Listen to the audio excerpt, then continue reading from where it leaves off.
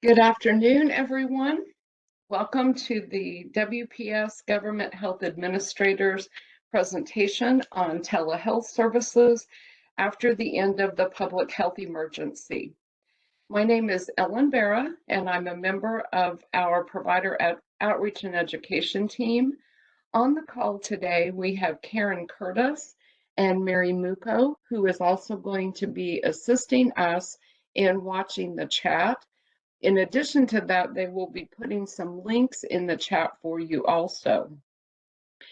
If you're having trouble hearing, and we have started, Karen has entered that into the chat, you can go into your audio section on your webinar screen, and you can choose audio options and either select the call in, and it will provide you with the telephone number, or it will call you back.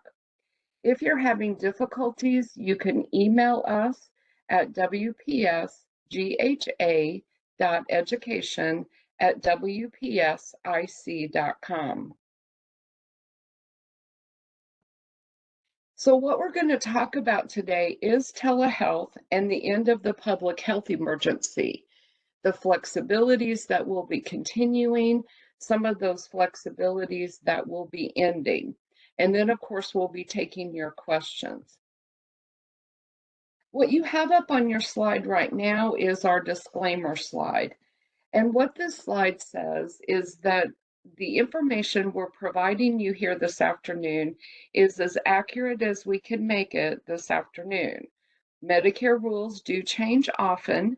I went out and looked at the CMS published information on telehealth earlier today, and the information on the CMS website. Medicare rules do change often, however. Once we put together this presentation, CMS came back in and published 2 changes that we had to make.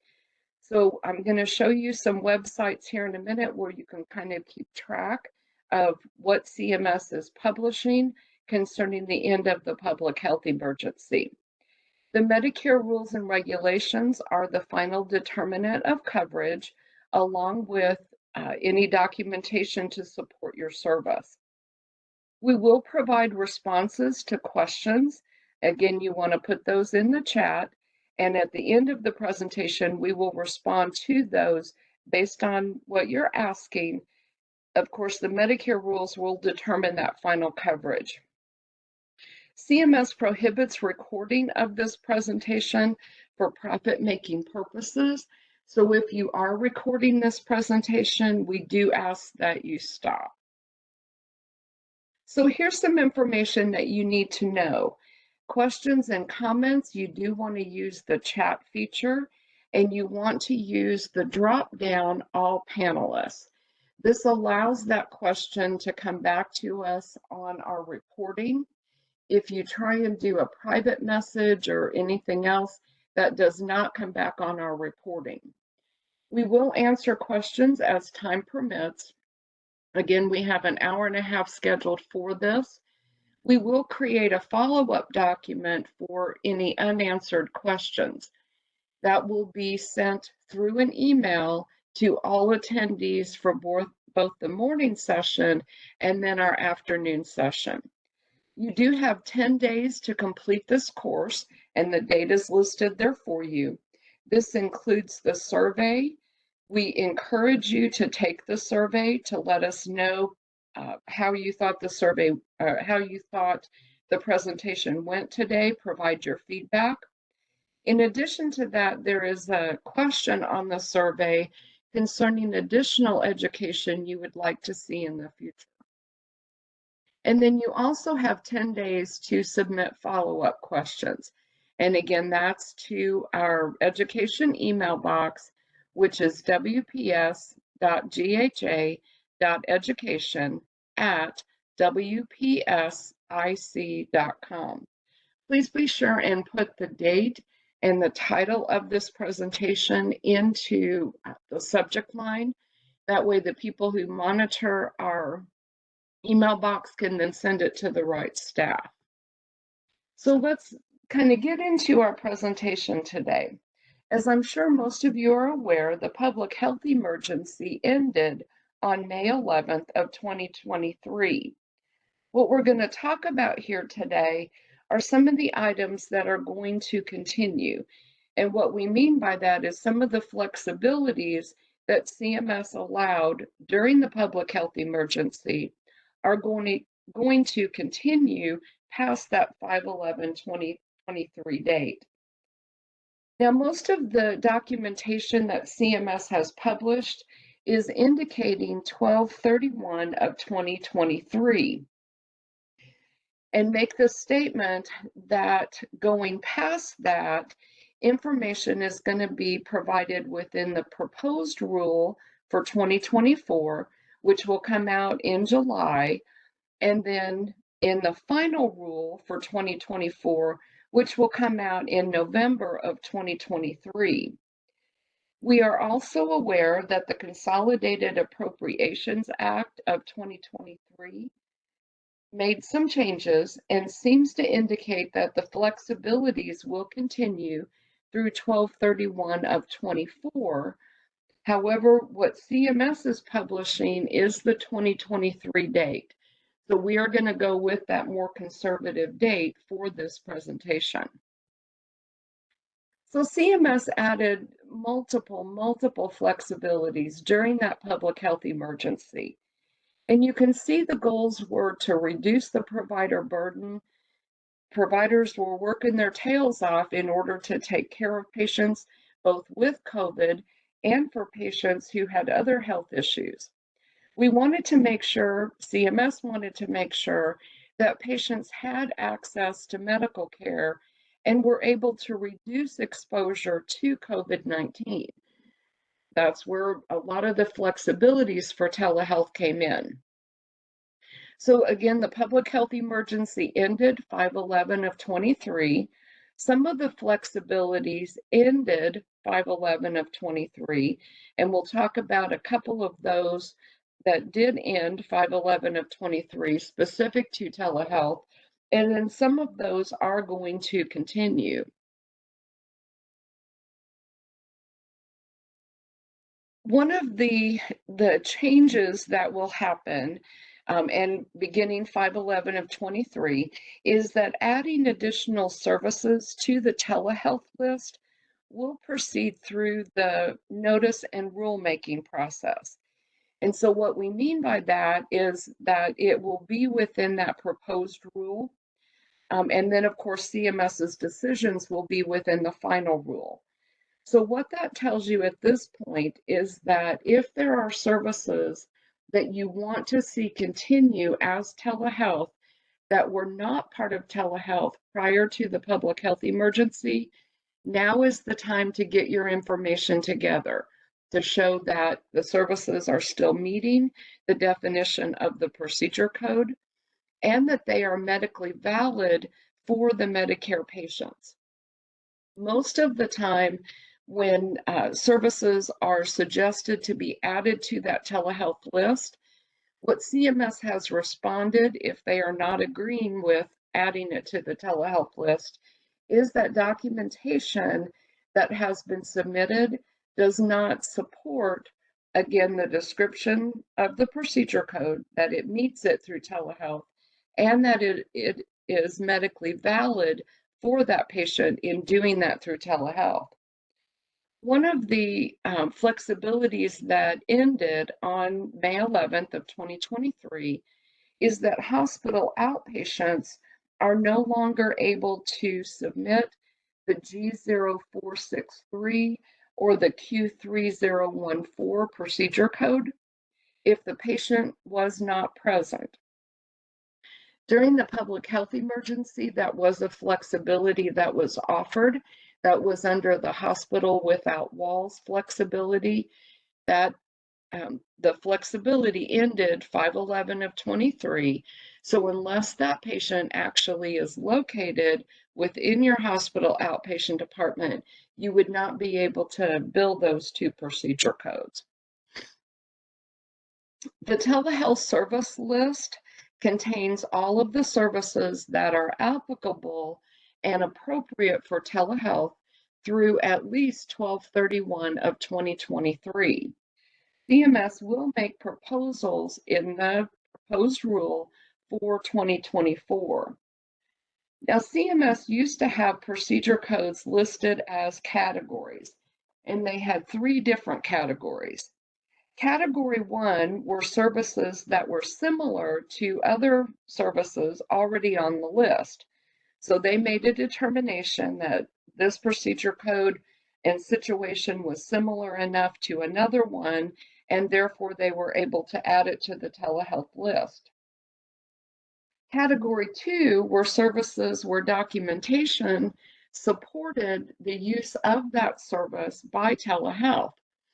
Again, met the description of the procedure code, was medically valid for the patient. This required that documentation where stakeholders were able to submit reports, anecdotal information, etc., to show how valid the service was provided through telehealth. And then CMS had a category 3, which they added during the public health emergency. And these were added as temporary services because of those flexibilities. CMS no longer identifies the procedure codes on that telehealth list in these categories. So whatever is on the list as of today will continue through at least 12/31 of 2023. When CMS publishes their proposed rule in July, you want to be looking at whatever they are including and asking for more information on to keep on that telehealth services list. And then you can provide that documentation to them, and they will make a decision going forth in 2024.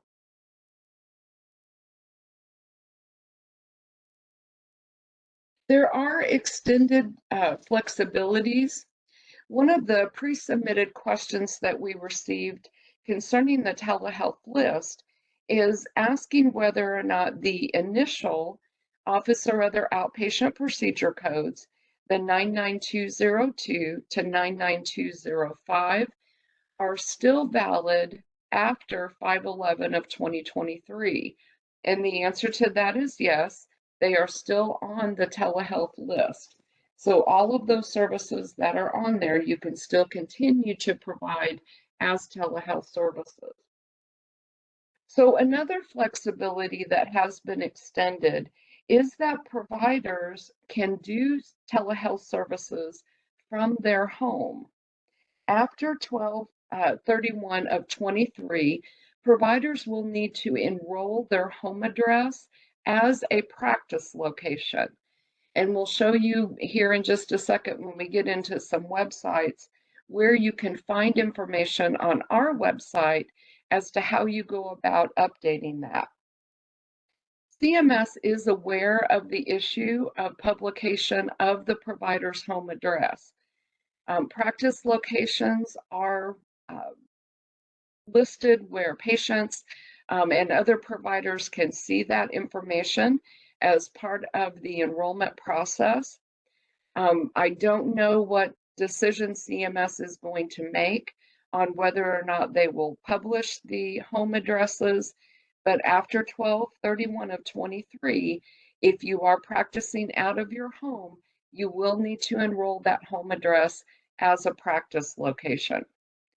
And then, of course, the current list will continue through 12/31 of 23. Watch the proposed and final rule for any changes to that. Other flexibilities that are going to go through 12/31 of 24 is that patients do not have to be in a rural area to receive services. Patients can be in any geographic location. They can be in their home. They don't have to present to an originating site.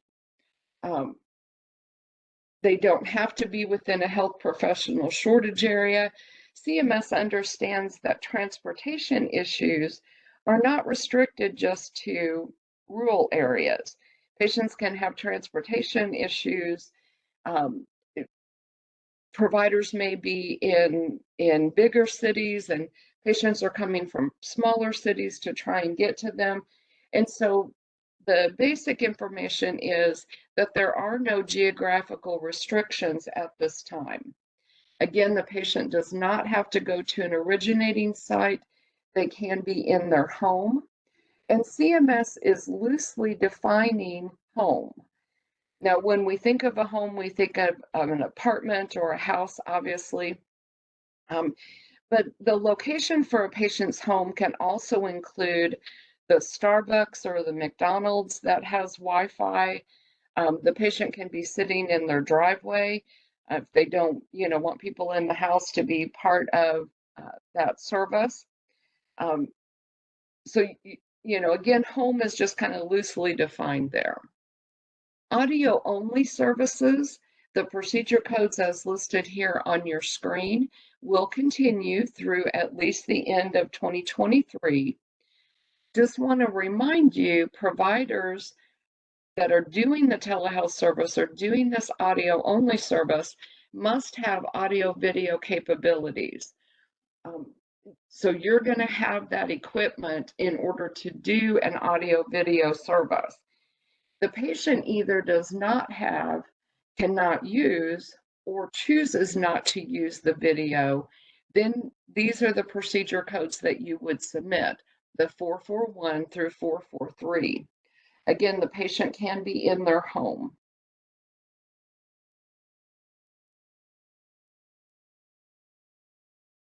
These are codes that you would be using when the service you're providing has a procedure code, but you can't use that since you're doing audio only. An example of this would be an evaluation and management service. Now, there are some differences when you get into mental health services. We've talked about geographic restrictions. That's a flexibility that is continuing through 12/31 of 2023. For mental health services, the non-geographical restriction is permanent. So that is in place now. It's not part of the flexibilities. So the patient's home is an acceptable place of service. And this is for services for a mental health disorder. You can see there substance use disorder with co-occurring mental health disorders, or the diagnosis and evaluation and treatment of a mental health disorder. So what we mean here is that your diagnosis code is going to be that mental health disorder. There are several different ranges of procedure codes that you can use when you're billing for treating your patient with a mental health disorder. It can be the actual mental health procedure codes. It can also be evaluation and management codes. And so therefore, when you're using those and you have that mental health disorder, you're going to bill under the mental health instructions, which we're going on to, rather than the flexibilities that are continuing through 2023. This also holds true if you are providing this service as audio only. You would still use the regular procedure codes to support the service that you have provided, and then also you would use your place of service codes would be your telehealth place of service codes. So let me show you what we mean by that, and that's on our next slide. So CMS has published information when they made these two changes permanent, in that you had to have an in-person treatment 6 months prior to beginning telehealth, within 12 months after. CMS, however, is still continuing the previous flexibility in that you don't have to have this in-person treatment. They had also published information that there were exceptions to this in-person treatment. Clinical documentation shows harmful. This could be where the patient cannot get to the practitioner's office. Either they have no transportation or simply the distance is too far. It could also be a situation where the patient refuses and says that they will not continue treatment if they have to come in person. You need to document this, the fact that both the patient and the provider are agreeing to this. That provider is going to be making a clinical judgment as to whether or not they need to see that person in person in order to continue treatment. And then, of course, document the reasons why that in-person treatment would be harmful to the patient. Now, there are exceptions right now to these rules. And again, that's the substance use disorder with co-occurring mental health disorder and telehealth services in an originating site. So after 12/31 of 2023, and based on what CMS publishes in the proposed and final rule, then you will need to be looking at these in-person treatments. Right now, that flexibility still continues, and you can still continue to provide the telehealth service. Then we have some modifiers that go along with mental health services, and these only apply to mental health services. And again, these are permanent. They are in place now for services after 5/11 of 23, after the end of the public health emergency. So you can see that first modifier is an FQ modifier when your telehealth is furnished audio only. You will still use, for mental health services, you will still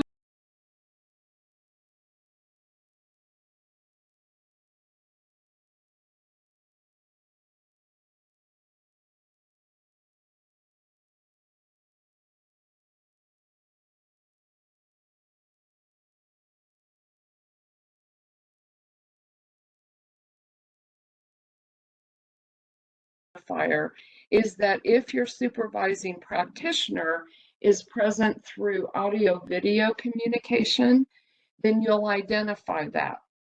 Mental health services, like other professional services, can fall under the Incident 2 guidelines.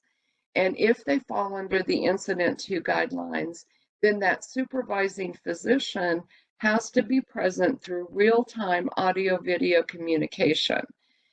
This became effective. It was effective 1/1 of 2022 and implemented 5/11 of 2023.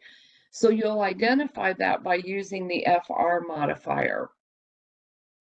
The next modifier that we have is a CPT modifier, indicating that telehealth was furnished audio only. This modifier is for mental health services only. It does not apply to other procedures that you may be providing through audio only. Now, one of the questions that we have received is, well, what's the difference between the FQ and the 93? We don't see a difference. One is simply a CPT modifier, one is a CMS modifier. So if you're providing your mental health services through telehealth audio only, you can use the FQ or the 93, or you can submit both to us on your claim. Keep in mind that this is for services provided for diagnosis, evaluation, and treatment of a mental health disorder using audio-only services. For your mental health services, again, you're not going to use the telephone procedure codes. You'll use your actual procedure codes. It is still a telehealth service. Therefore, we go back to the instructions prior to the public health emergency, which is that you will use an O2 or a 10 to report your place of service code. For other telehealth services, that is not the case. This is only for your mental health services. And then again, you're going to use your appropriate procedure code. There is information in a CMS document that's called SE Special Edition 22001 that has some specific information for RHCs and FQHCs. For RHCs and FQHCs, they will continue using modifier 95 for audio-visual, and they will use the FQ or the 93 for audio only, but you will still continue to use the 02 or 10, and then your correct procedure code. The next next slide that we have is direct supervision. There are all kinds of services that require direct supervision. For an example, the current rules for Incident 2 services in an office setting require direct supervision, meaning that that physician or practitioner, the one who's going to bill for the service, needs to be within that office suite. However, through 12/31 of 2023, the flexibility for continuing that through real-time audio-video capabilities is still happening. It does need to be real-time audio-video capabilities, so that physician and practitioner has to be able to see the person who is providing the service and be able to hear the person who is providing the service. The next thing that we have is concerning procedure code 99211. During the public health emergency, the flexibility that CMS assigned is that providers could submit this when their clinical staff were collecting COVID specimens. I'm sure you all saw the pictures on the news, nursing staff standing in parking lots with the lines and lines of cars. So CMS allowed providers to build that 99211 procedure code while they were performing that service. That no longer applies after 5/11 of 23. It goes back to the description of the procedure code in the CPT book, and the normal documentation and physician supervision requirements will apply. The originating site fee is applicable when the patient presents to your location. That entity, of course, has to be able to submit a claim to Medicare. And so you'll not use that unless the patient actually presents.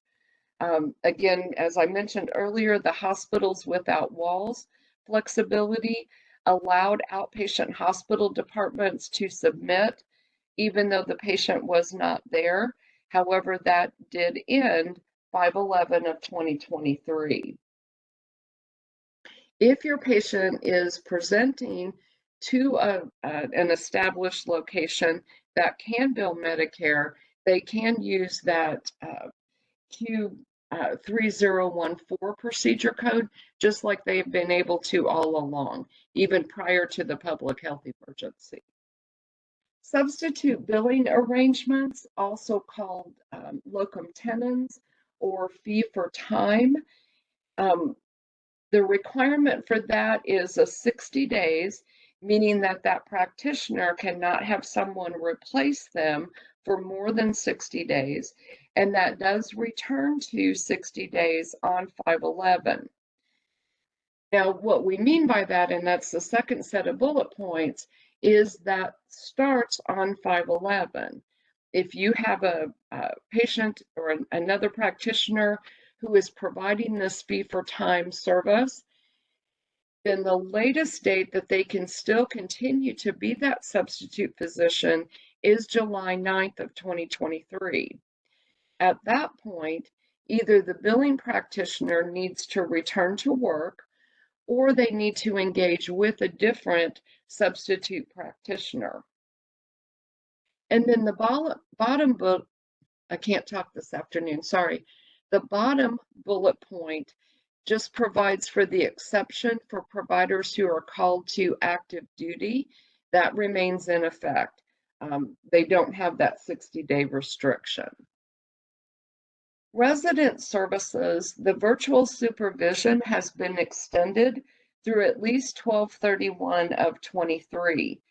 This is for your teaching physician services, meaning that that practitioner is going to be audio video communication during the service. Under the primary care exception, and that's where your resident is going and seeing the patient and then coming out and talking to that teaching physician.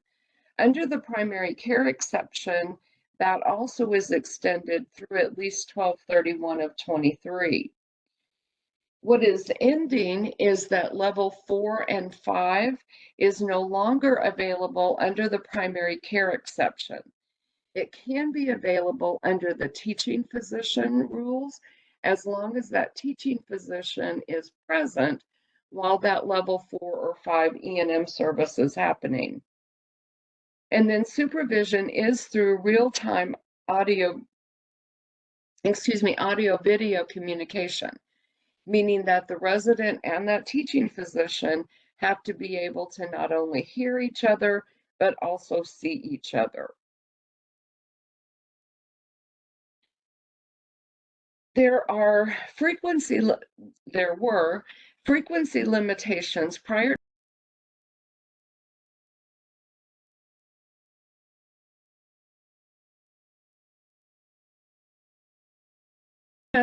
is extending the waiver of those frequency limitations through at least 12/31 of 23. Excuse me. After 12/31 of 23, again, you want to watch that final rule to see whether or not they will reinstate those. What we have up on your slide here is what the frequency requirements are outside of the public health emergency flexibilities. Critical care consultations are only once per day. We had a question that came in, a pre-submitted question that came in concerning telehealth consultations. Number one, Medicare does not pay for consultations. Those procedure codes, I think they're 994XX procedure codes, are no longer payable by Medicare.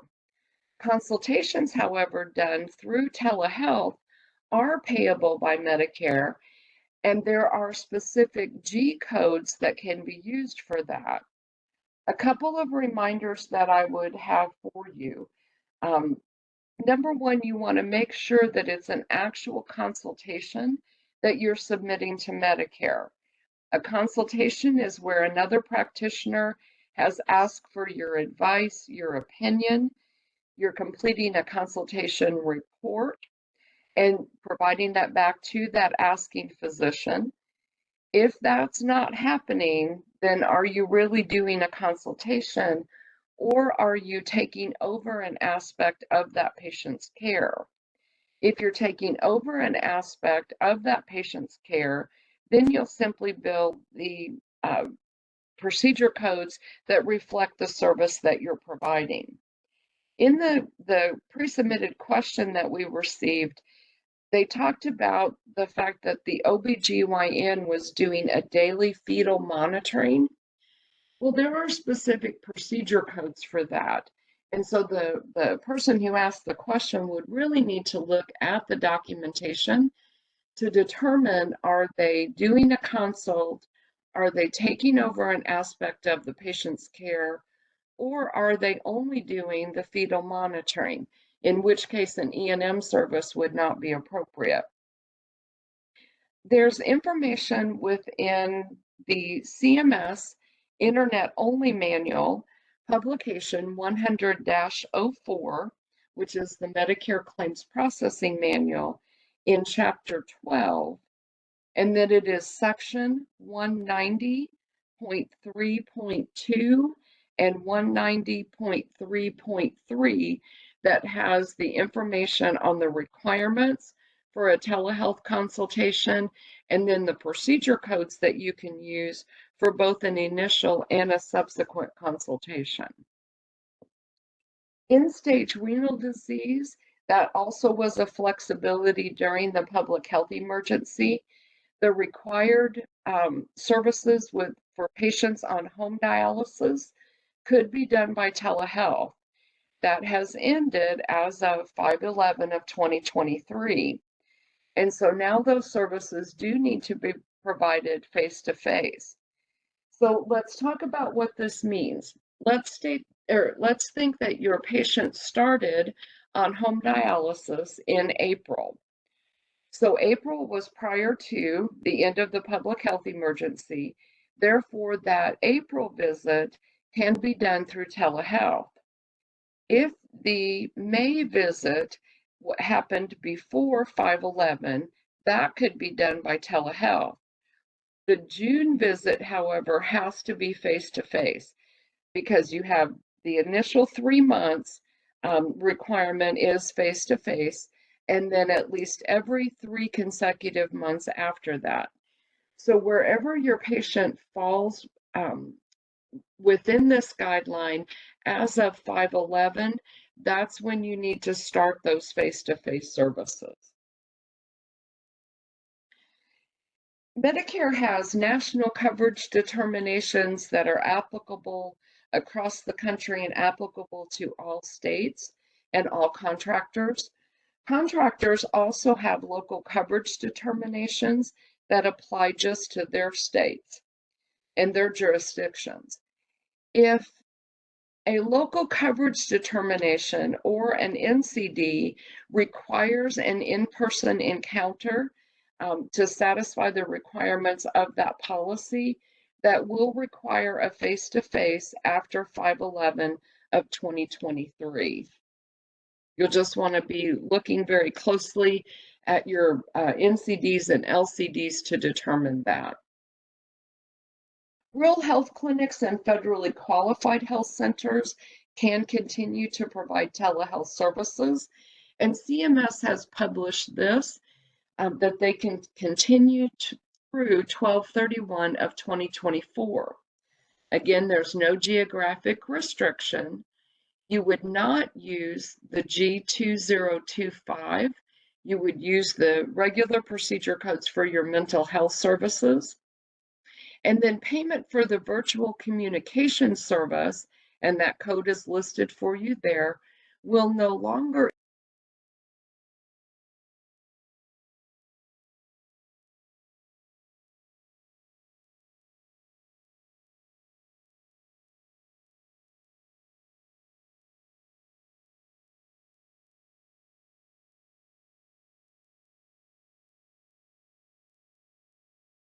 that we mentioned earlier, the SE 22001, has additional information that you can look for on that.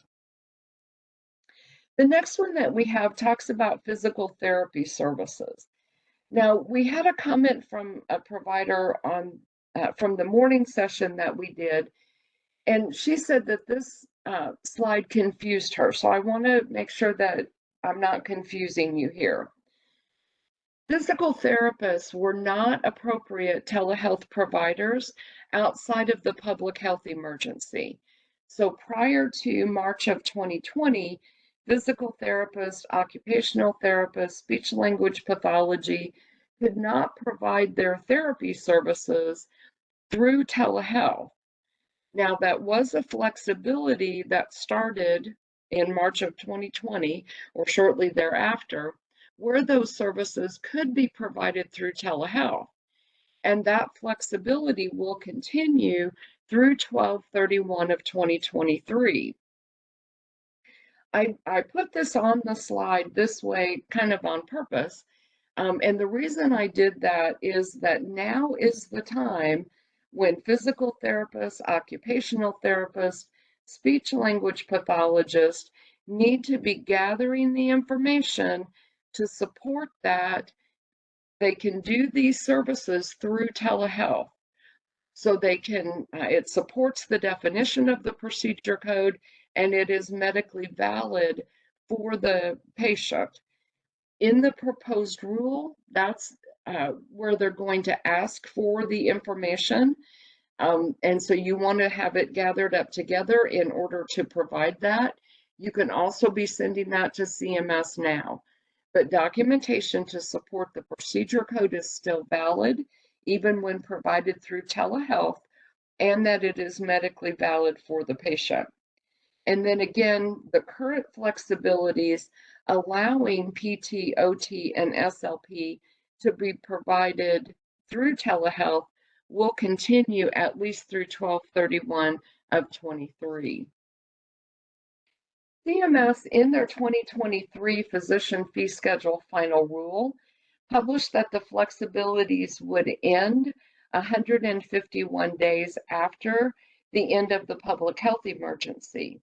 However, the Consolidated Appropriations Act of 2023 extended telehealth benefits. Again, the Consolidated Appropriations Act uses the date of 12/31 of 2024.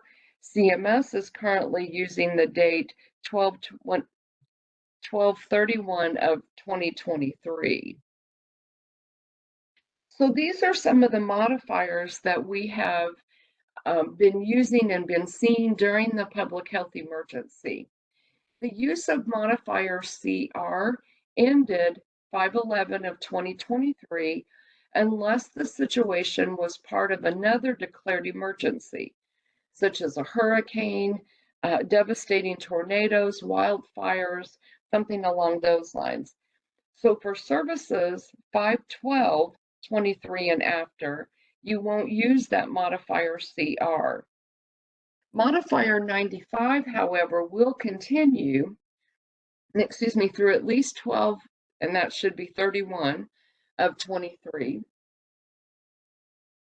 When you're billing for your services, you're going to bill those as if they were done in person.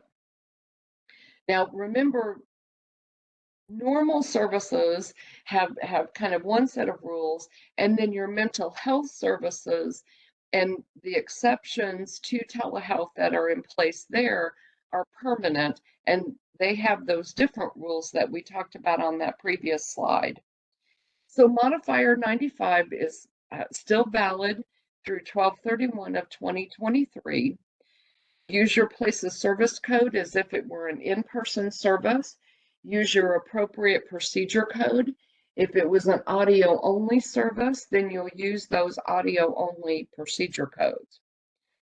For opioid treatment programs, diagnosis, evaluation, treatment of a mental health condition, substance use disorder with a co-occurring mental health, when services are offered audio only is when you'll use that modifier 93 or modifier FQ. That's the situation. Also, will use the place of service code 02 or 10 to identify the patient's home.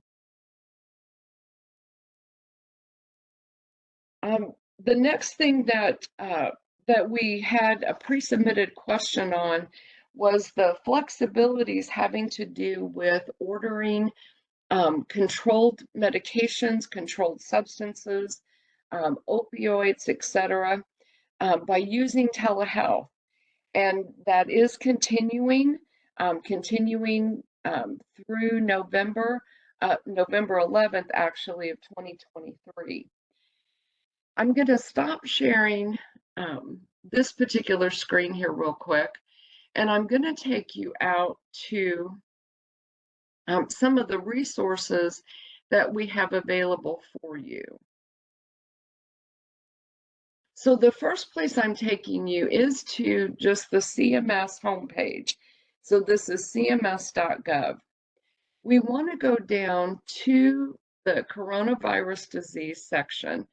Click on the Learn More over there on the right-hand side of your screen. And then CMS has a lot of information here for us. The first section up here is the archived flexibilities. So these are things where CMS had published. This was a waiver or a flexibility that they had in place. Excuse me.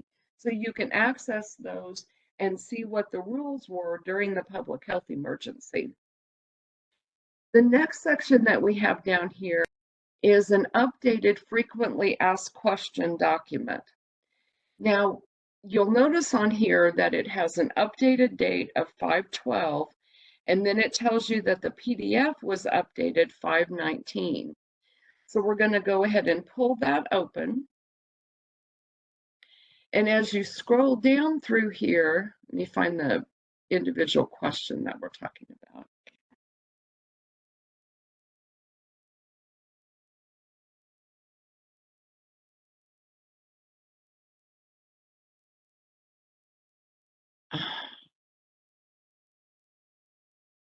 Okay, it's not showing. I thought it showed us here that this had been updated as of 5/19, but it's not showing us here on this document. Let's go back to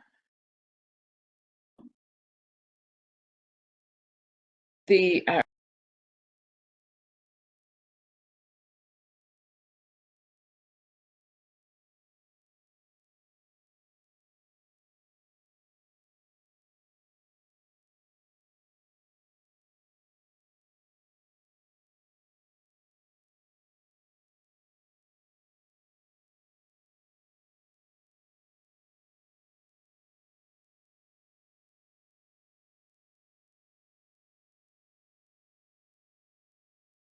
particular documents and see all kinds of questions concerning that individual type of practice or that individual situation. Now, the one thing that I would caution you on, I guess, is that you need to look at both of these documents. You'll notice here this document has 21 pages. When we went back to the other document, let me scroll up a little bit.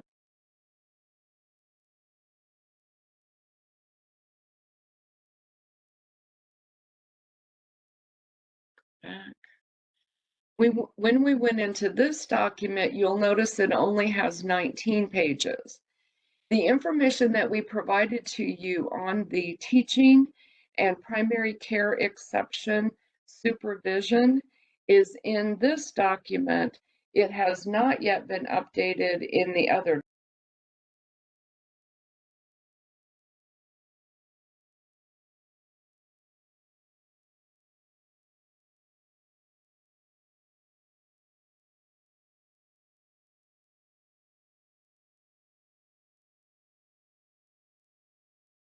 Document up.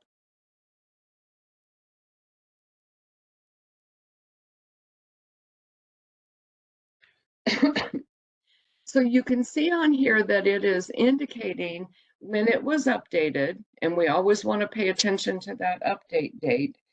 And then it is effective January 1st of 2023, and then will continue at least until 12/31 of 23. It has your procedure codes listed, your short descriptor, and then it also gives you information on whether or not the audio only will meet the requirement. We want to watch this for what is going to be available for 2024. I'm going to stop sharing that screen.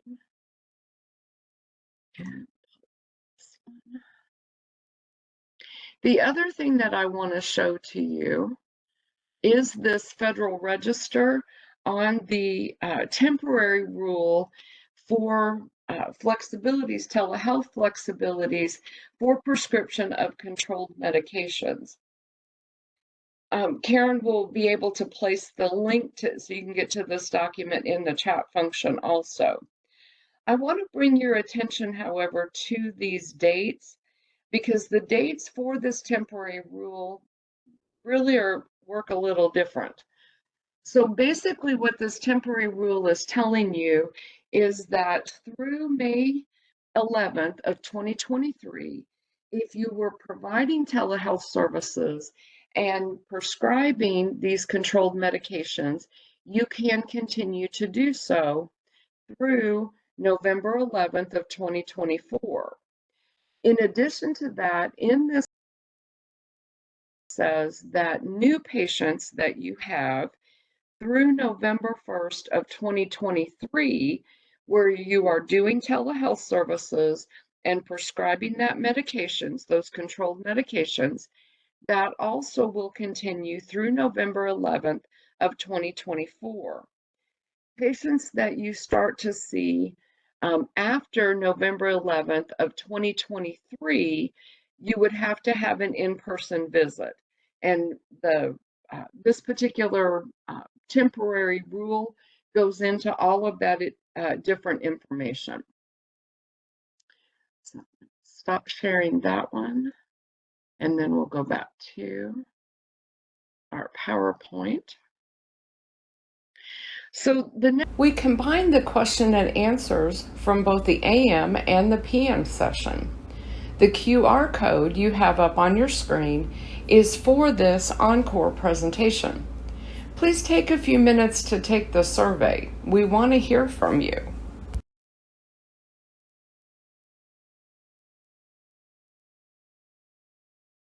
Submitted within the chat function. What you have up on your slide right now is just some closing remarks that I'm going to have up there for you. One of those has to do with the survey. We really encourage you to complete the survey. Not only is it required of us by CMS, and it goes into reporting that we do for CMS, but number two, we just want your feedback. If you found this presentation absolutely outstanding today, then tell us that. If you didn't, tell us that and tell us why. You can use the QR code with a smart device, or we have also provided you the link over here where if you've downloaded this presentation electronically, you can click on that and it will take you out to the survey. In addition to that, when you leave WebEx today, you will get a pop-up box. It'll have a yellow triangle on the top and then a blue continue button. It's not spam. It is simply telling you that you're leaving the WebEx site.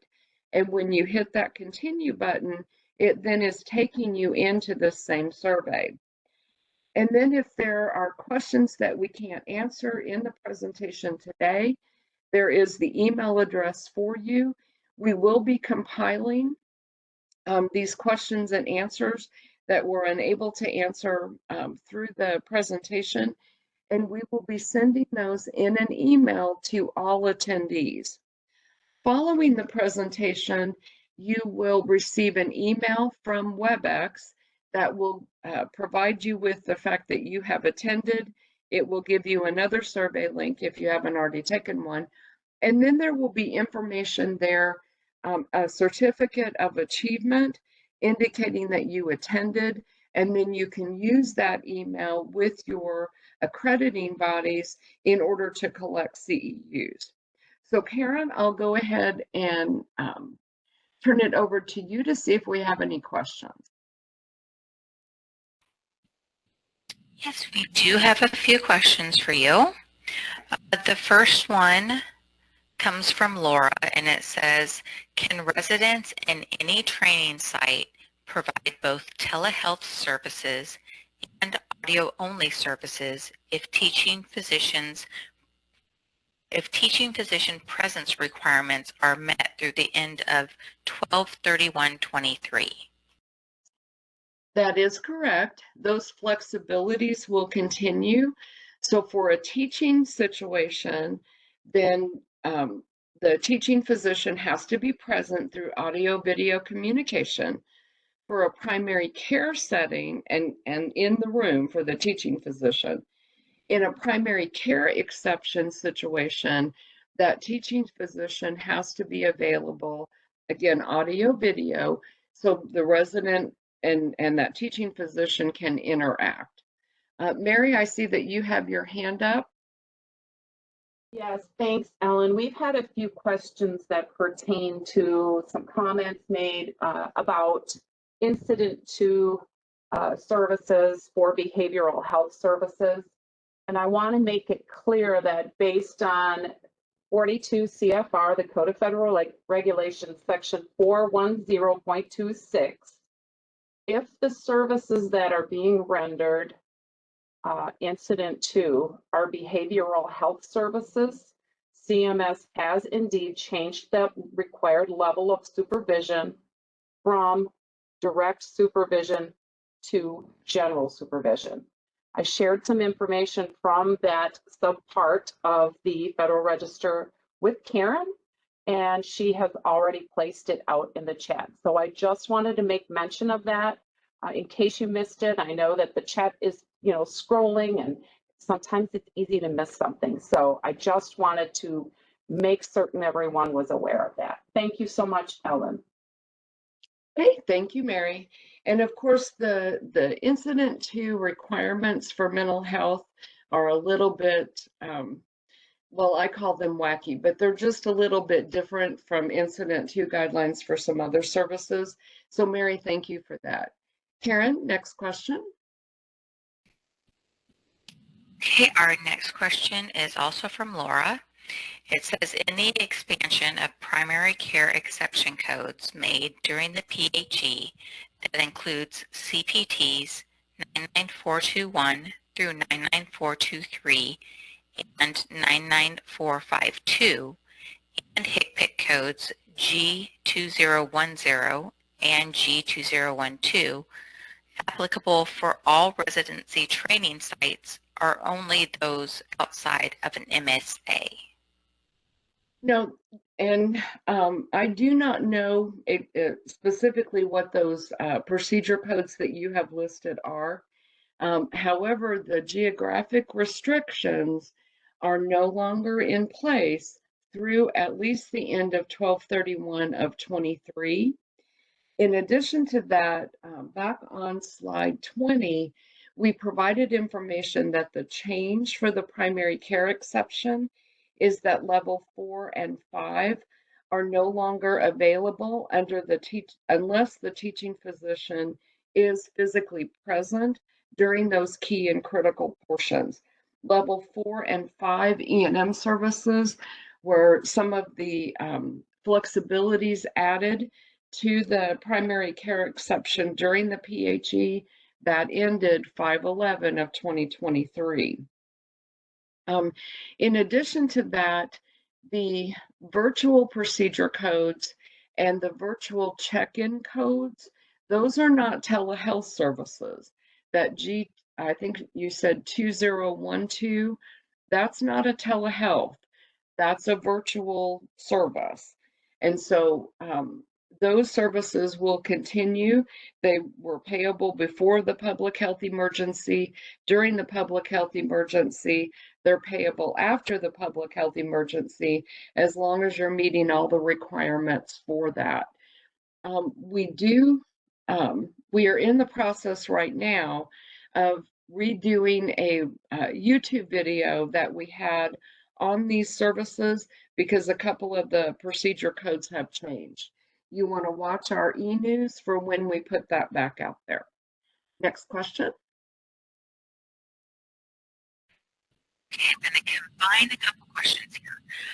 Can patients be treated if they are in a different state? And one of the examples listed was if they were out of state on vacation.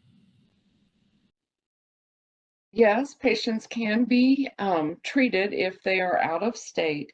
However, what you want to be looking at is whether or not you are licensed to provide that service within that state. Some of the flexibility CMS provided kind of really loosened that during the public health emergency. That is no longer in effect.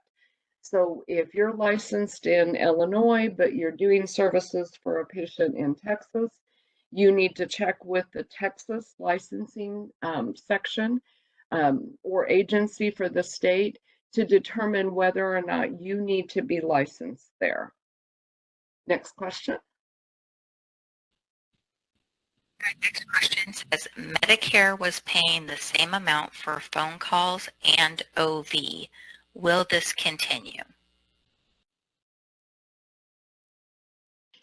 The end of the public health emergency did not change any of the fee schedule amounts.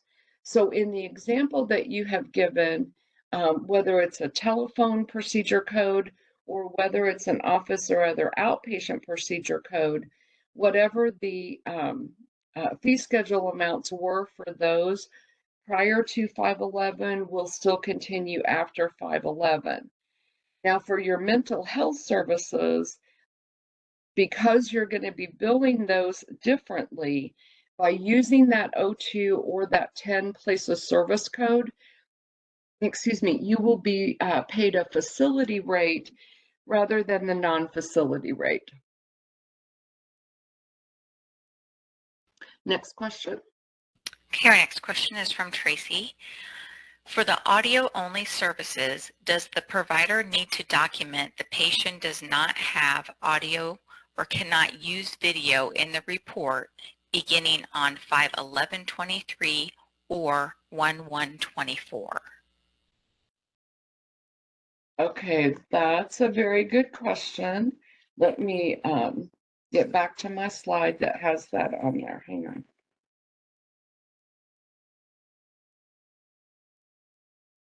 Okay. In the medical record, Ellen, it's going to support the use of a modifier, so I would say yes.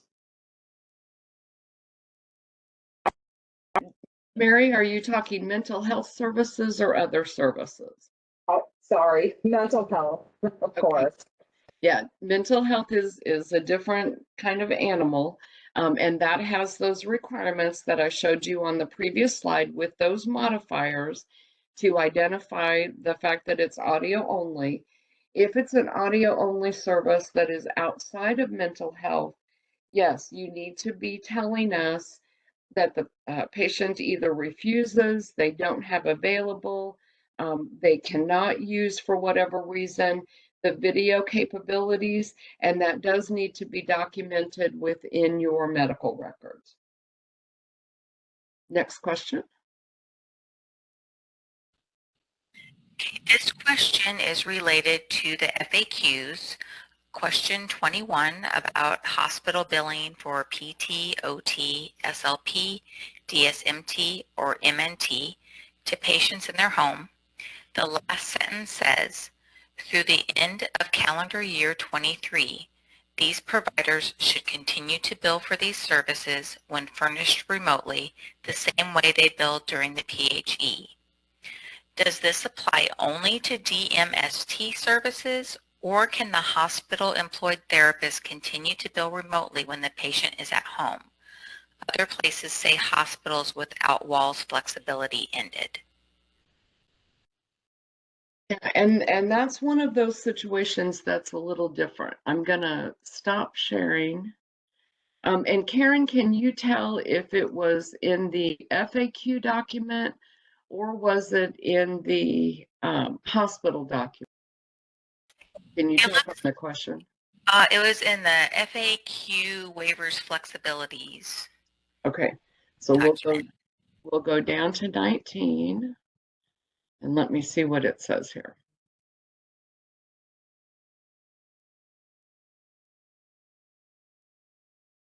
Okay, yeah, the Hospitals Without Walls did end on 5/11 of 23. And so beneficiaries can still receive mental health services from or the question there, if the Hospitals Without Walls expires at the end of May 11th, why are beneficiaries able to receive mental health in their home from hospital staff through the use of telecommunication systems? Um, I don't know anything to tell you other than this is what Medicare has published, and therefore this is what Medicare will need to go by.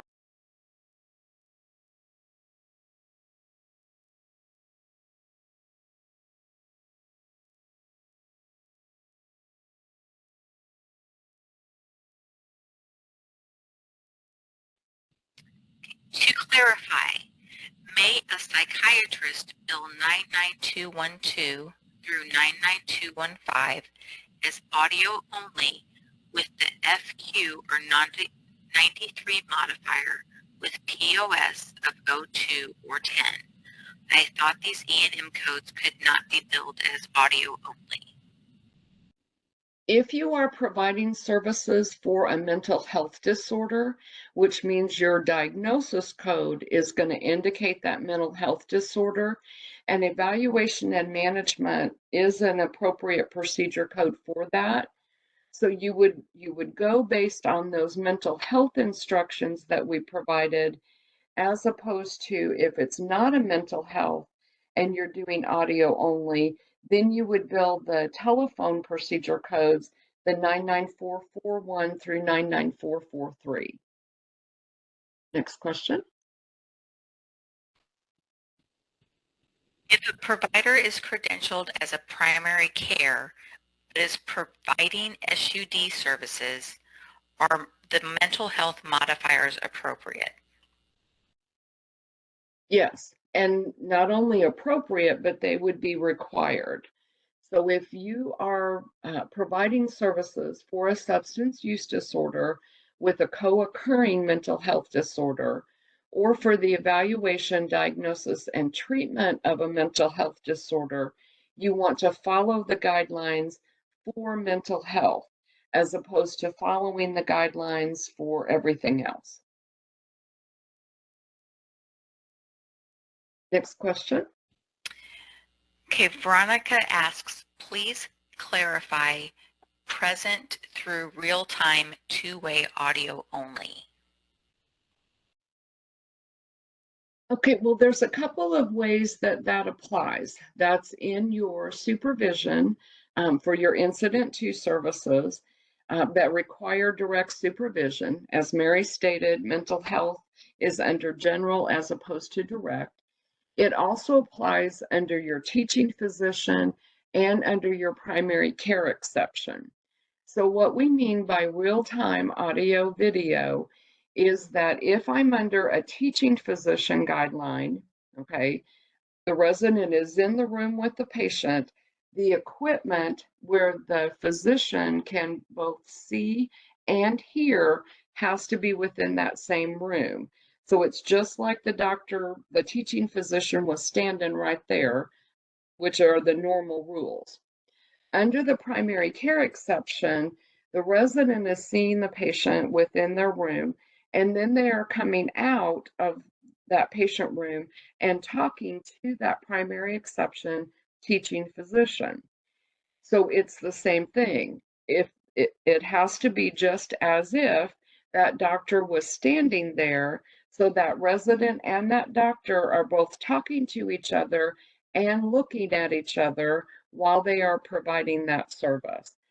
Under the incident to guidelines, that audio video communication means that billing practitioner has audio video communication with the people within their office. They don't necessarily have to be in the same room, but that audio video equipment does have to be within that office suite.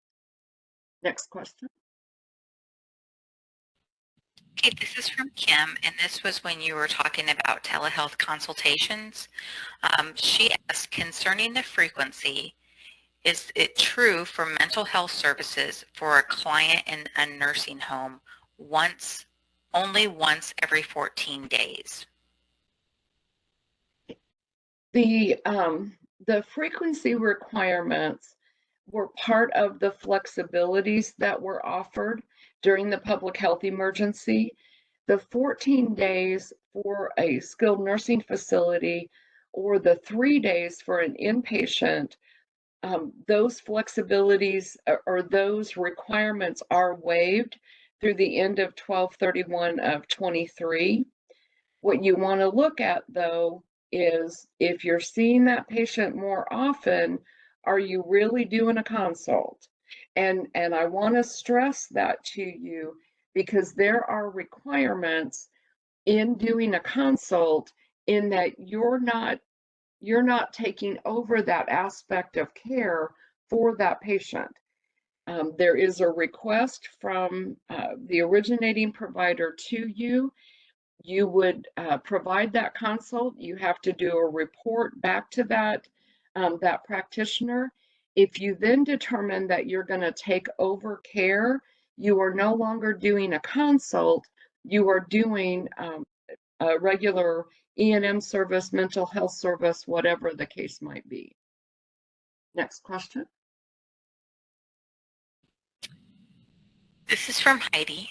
When an LLMSW performs mental health services such as 90791, 90832, and she lists a couple others, via telehealth after 12/31/2023, can they still receive direct supervision via a telehealth communications platform?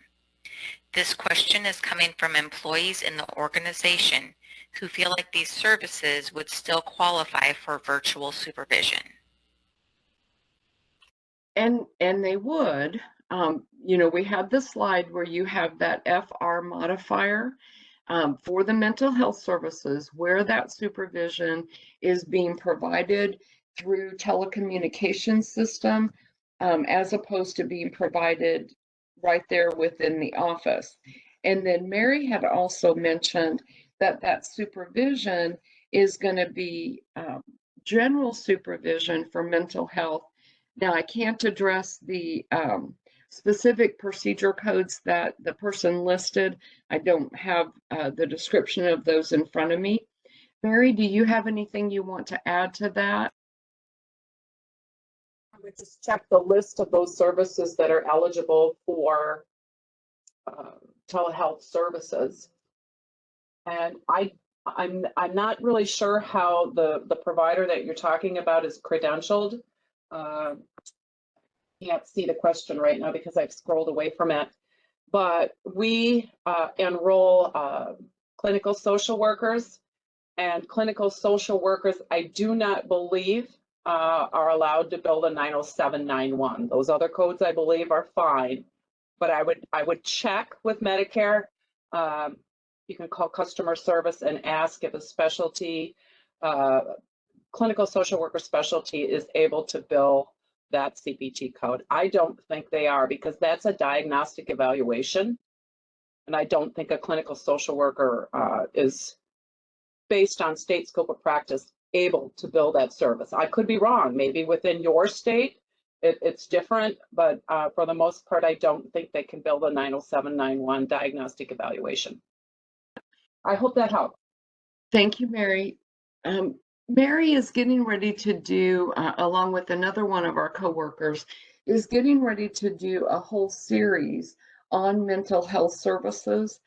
And mental health services do work a little different. There are certain providers who can work as incident to.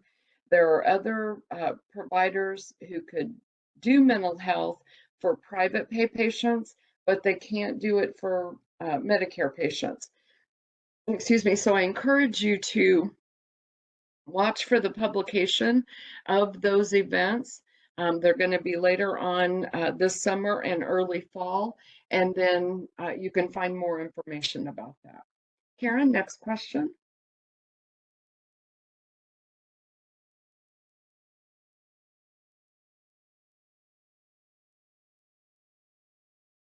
Karen, are you on mute?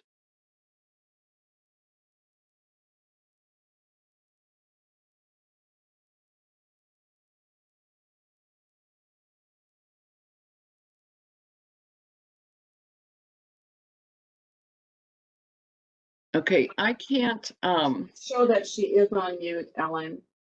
Okay, hang on a second. Karen, if you can hear me, can you take yourself off of mute?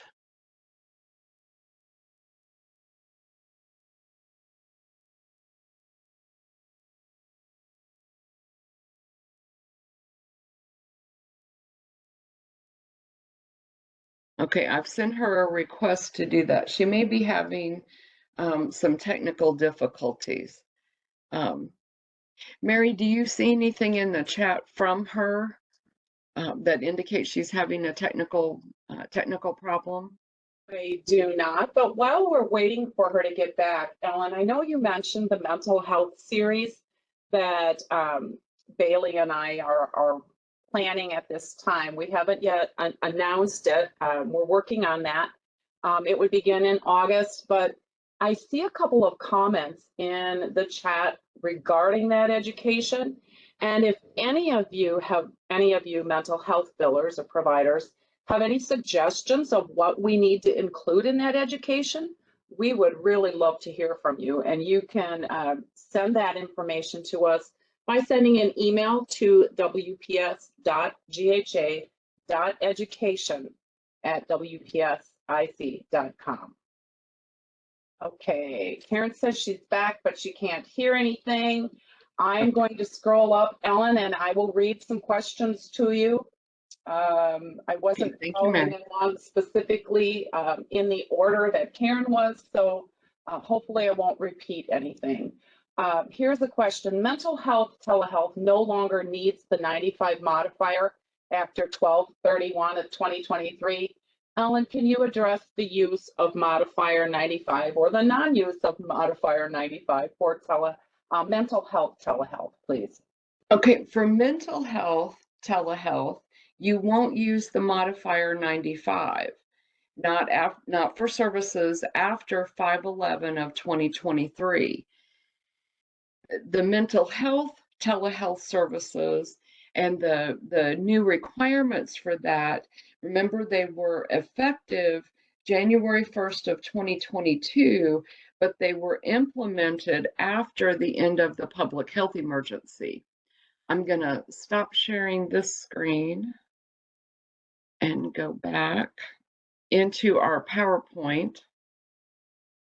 If you get dizzy easy, kind of close your eyes because I'm going to go pretty fast till I find the slide that we want to look at. So on this slide, for your mental health services provided after 5/11 of 2023, you're going to follow the mental health guidelines. So if you're doing a service through telehealth and it's for a mental health diagnosis, then you will submit using your appropriate procedure code, using place of service 02 or 10, and you will not use modifier 95. If you are doing audio only, that's when your FQ, FR, and 93 modifiers come into play. The FQ and the 93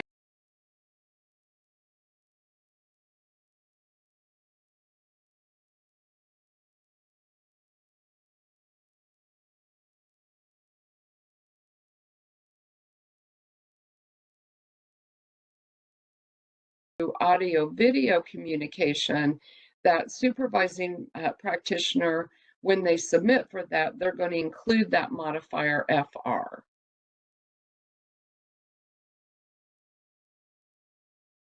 We can take the next question. Okay, the next question is from Margaret. Could you provide the reference where CMS states you have to use place of service 2 or 02 rather, or 10 for mental health services?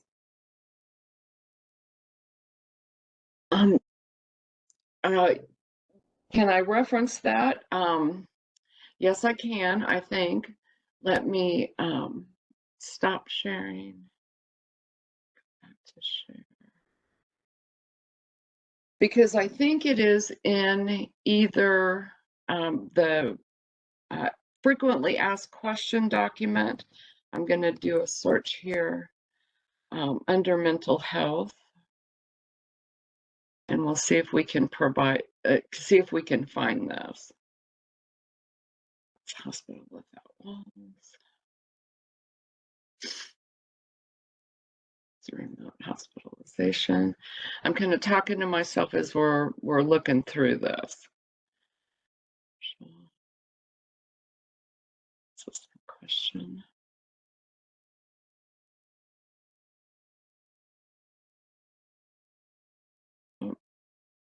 Okay, it's not in this one. Let's go back to the other one then. And we'll scroll down into the physicians and other clinicians.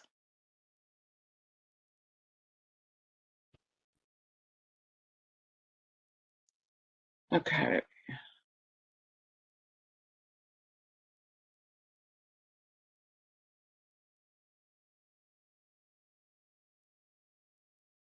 I'm trying to scroll through this.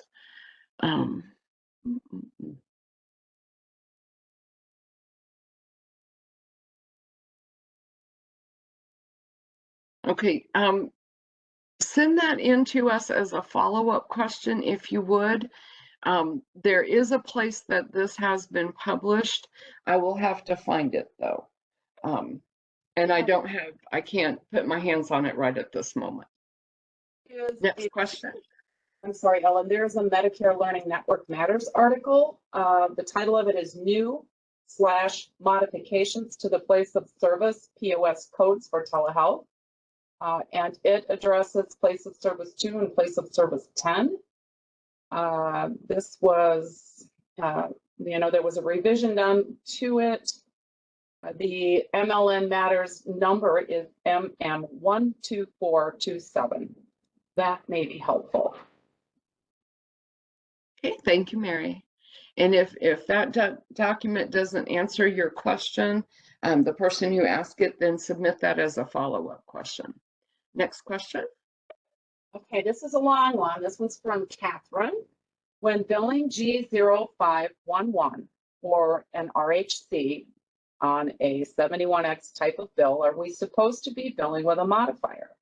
Originally, claim failed to pay anything, so when I called Medicare to ask, they came back after review stating it needed the CG modifier. This was for a March 2023 date of service. I think that since this is a claim-specific type of question, that perhaps the best way to get the correct response would be to contact customer service. Ellen, do you agree?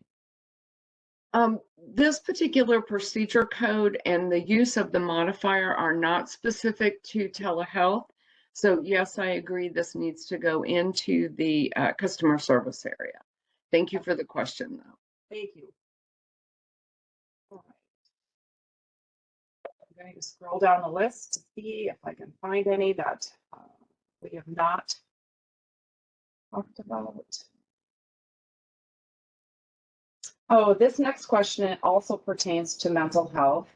Will a telehealth patient be required to be seen in office by the end of 2023 or 2024?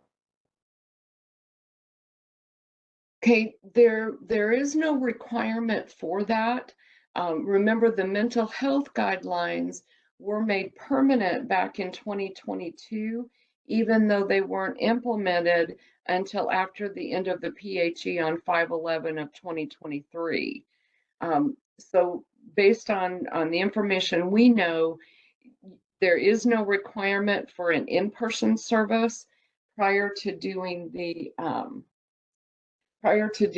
mental health service. Let me go back to our mental health slide real quick.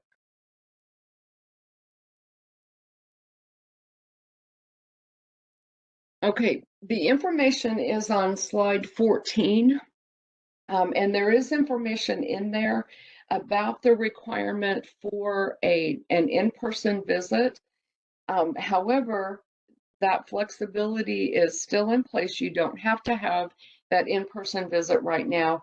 That will continue at least until 12/31 of 23, and could be possibly longer than that.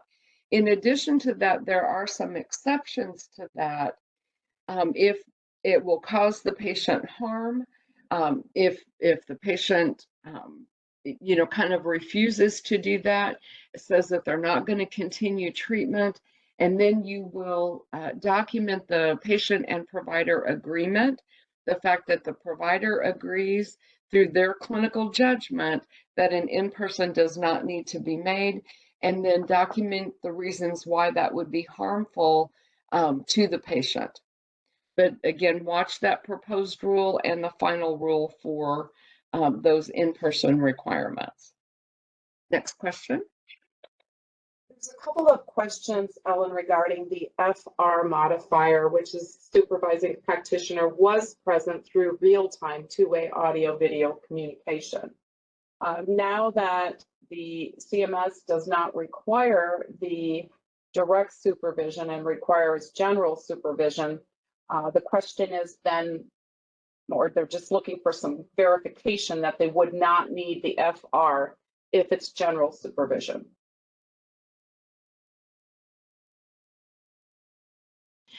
The information in the description of the modifier does not identify direct or general, but for the most part, a general supervision means that the provider is in charge of what's happening, that billing practitioner is in charge of what's happening. They're not in the office suite, they're not listening to the conversation. So CMS, that's a very good question. CMS may make a change to that since, excuse me, since they have made a change, to the mental health supervision requirements. But you'll want to watch CMS information for that. There was an MLN, it is MM 12549, that kind of talks about this in-person visit.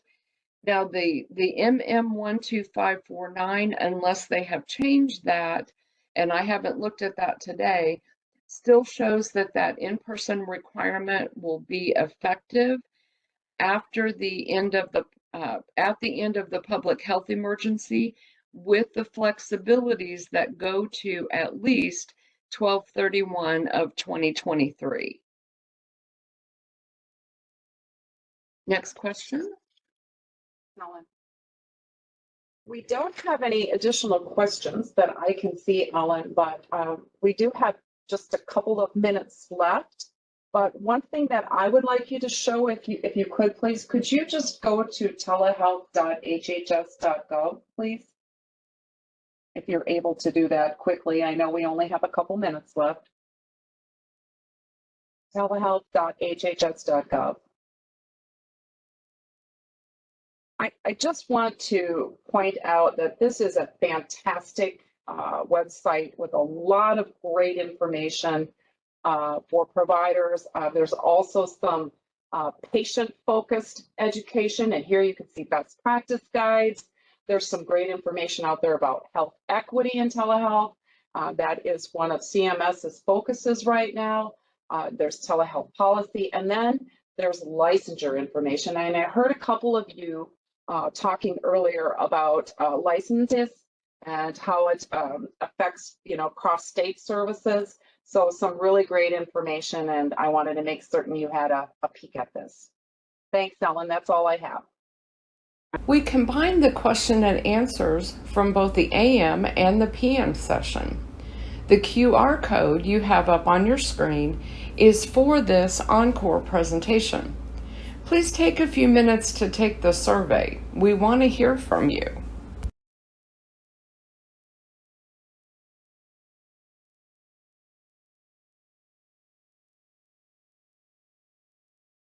Pop-up screen that has like a yellow triangle at the top, and it's just telling you that you are going to another site, and that other site will be the survey.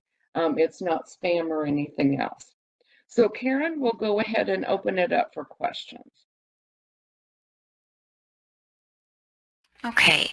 The first question that we were asked, Ellen, I don't think that you're going to be able to answer it because it's asking for specific coding. But I'm going to read it to you because maybe you might have somewhere that you can refer them to for the answer. From Alice, it says, we are a critical access hospital with a senior behavioral health program. We are being asked to change our coding to C7900, C7901, and C7902. Are those the correct codes to use, or do we continue to use the 903XX codes? Okay, the specific procedure codes, these C procedure codes, I'm not familiar with. However, I have seen published by CMS that they are moving to these procedure codes or procedure codes similar to this. I can't guarantee that it's the exact procedure codes, but they are moving to these codes rather than the 99 codes for critical access hospitals. If you want to submit this in as a follow-up question, then I will find the link to where I saw that previously. I don't have that link off the top of my head.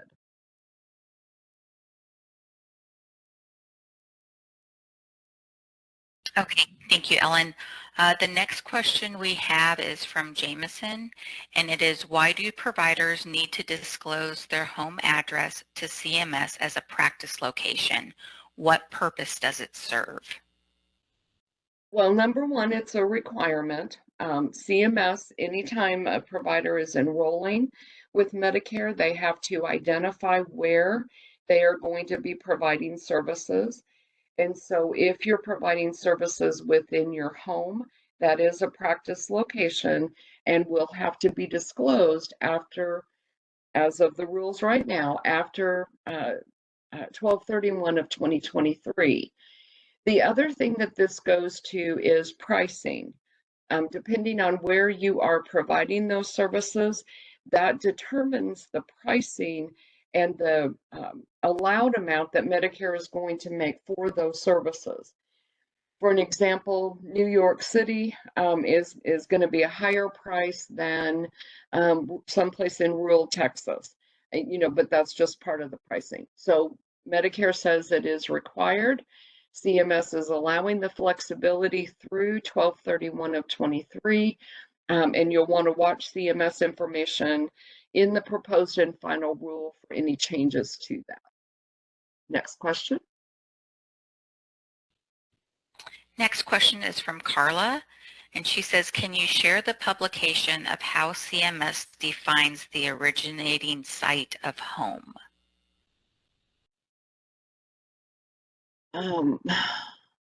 I think I can. Hang on just a second. I'm going to stop sharing. I always hit the wrong button. I'm going to stop sharing this screen and we will pull up the other one. Share.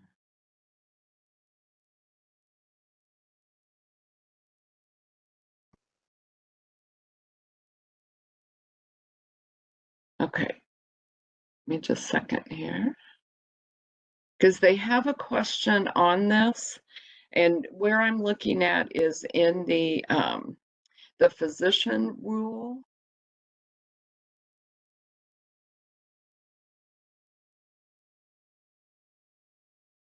Let me see if I can put my fingers on the exact wording.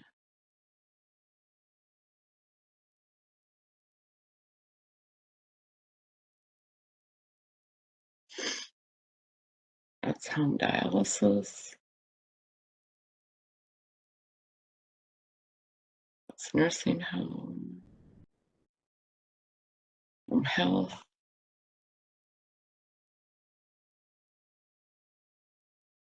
Okay. Well, evidently we have quite a few home in this. What we can do if you want to enter that question as a follow-up question, I'll find the specific question on this document or on the other document where this goes to. Oh, wait a minute, here it is, maybe. Nope.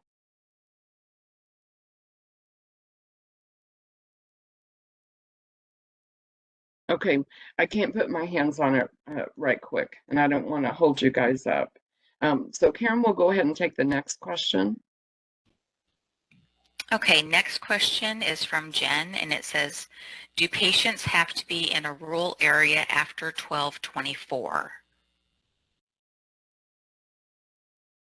The information that we have as of right now is that the flexibilities as to the geographic location are continuing through what CMS has published is 12/31 of 23, what the Consolidated Appropriation Act of 2023 has published is 12/31 of 24.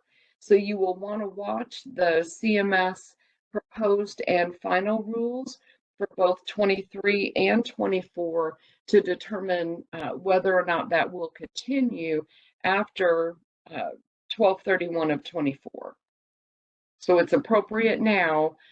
We'll have to wait and see what will happen after 24.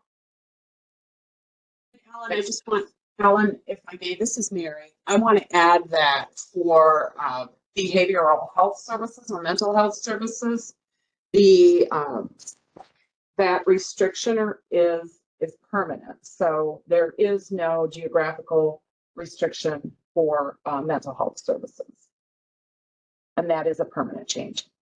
Mary, thank you for that clarification. You are welcome. It's important to remember then, as you are asking these questions, we really determine whether it is behavioral health services that you're asking about or all of the other services, because there are special exceptions for those behavioral health services. Thanks so much.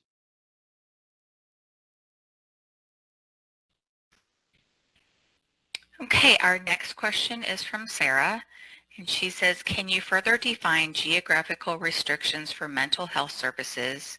And does this mean that they can see patients across state lines even if the provider is not licensed in that state?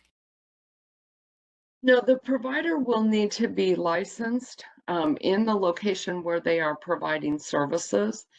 And with everything that we have read, now were some exceptions during the public health emergency. I have not read anything about those public health flexibilities as far as where that physician is located and where they are licensed. I've not seen anything that addresses that as of right now.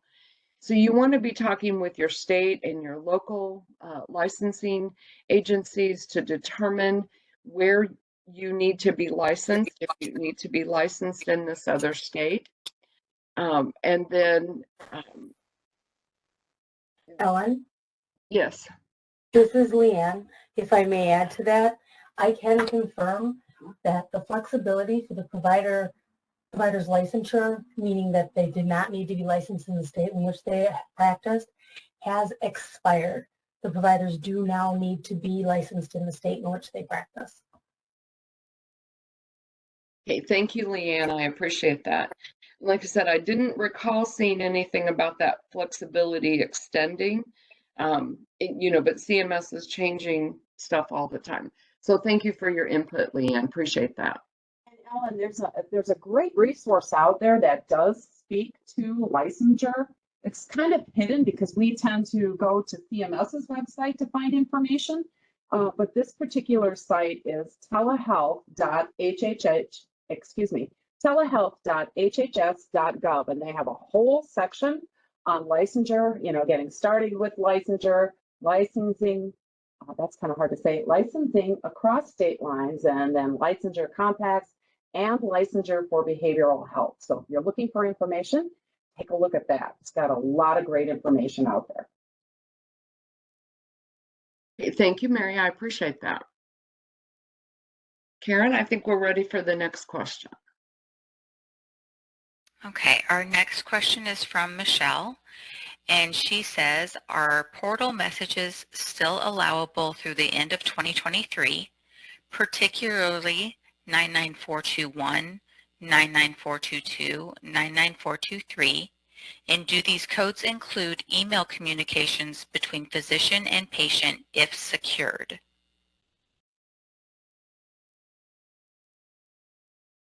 Okay, so these are the electronic communications. What we would have to look at, and let me go to another screen here real quick. What we're going to look at is the telehealth list, and I don't think I can get to it from this page. Hang on just a second. No. Okay. So what I'm doing a search for is the telehealth list. And so it comes up list of telehealth services. Oh, and this is a zipped file. Okay. Hang on a sec. There we go.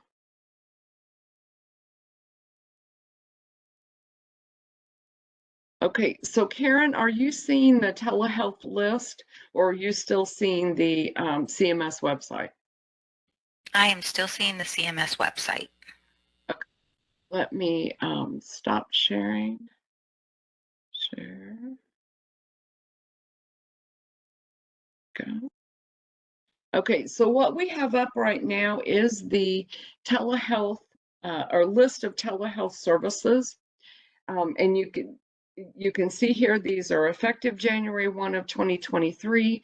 These are the services that will continue through at least 12/31 of 2023. And then we want to watch the final rule for any additional. So I'm going to do a search. I think that's the procedure code they gave me. No. Karen, tell me the procedure code again. It was 99441 through 99. Oh, I'm sorry, 99441. I'm sorry, that's another one. 99421. Okay.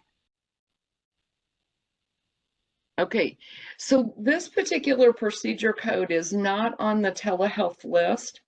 However, that does not necessarily mean that it's not payable. With that procedure code, there are rules and things that go along with that. It's not a telehealth service. So yes, you can still consider to use your portal as communications, and there are requirements for that service. I think we have information in a YouTube channel. I believe we do concerning these virtual communications. It's the virtual check-in and then the electronic service where they're sending pictures or, recordings, whatever. But we have a YouTube video available out there, and that will be in the evaluation and management playlist. So you can go and take a look at that. Next question, Karen. While we're on this page, can you also, because the next question is about some other codes, we have a 99441. Can we check to see if that is still billable?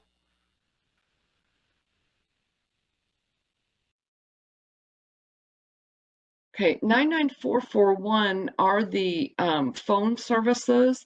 And as we talked about earlier in the presentation, these are continuing as payable through the end of 12/31 of 23. Provider must have audio video capabilities. So that means you can't just have a phone. As a provider, you have to have the video capabilities. The patient is the one who would either not have those or would determine that they can't use or they will not use. Patient can be in their home, and that is available through the end of 2023. Okay, next question. Okay, next we have just needing to clarify, mental services are not diagnosed determined and are determined by the procedure code. Is that correct? No, in fact, it's just the opposite of that. Mental health services and all of the information we provided on mental health, that is the diagnosis, because there are different procedure codes that can be provided for mental health, both evaluation and management codes, and then also your actual mental health procedure codes. Excuse me. So in order for your service to meet the exception and to go under those permanent rules now for mental health, that is going to be your diagnosis code. Next question. Okay, our next question is, what is the difference between FQ and 93 modifier, and how does a practice determine which applies for telephone therapy sessions? We have absolutely no idea. When CMS published the information on the mental health and published those two modifiers, those are the two modifiers they published. They have also since published that they will accept the CPT modifier 93. They both mean the same thing. So you can provide the FQ, You can provide the 93. You can provide both on the same line. Our system will accept all of them. That's the only information that we have on that. Next question. Okay, I believe you answered this in the presentation, but it says for mental health services, are the POS codes 02 or 10 effective now? Yes, ma'am, they are effective now. Became effective 5/12 of 2023. Again, as Mary talked about, the changes to mental health were made permanent, but they were put on hold until the end of the PHE. So for your mental health services, again, that's going to be your diagnosis. You go back to the rules sort of before the public health emergency. So you're going to use the 02 or the 10 as your place of service. You're going to use your procedure codes that accurately reflect the service that you have provided. And then the change that was made is that there is no geographic restriction for these patients. Next question. Okay, next question is from Carmen. It says, if we are billing 90833 psychotherapy 30 minutes with the patient when performed with an evaluation and management service and it's audio only, do we bill 99441 through 99443 for the evaluation and management portion? Okay, if both of these services are being provided for mental health, then no, you use your correct procedure codes.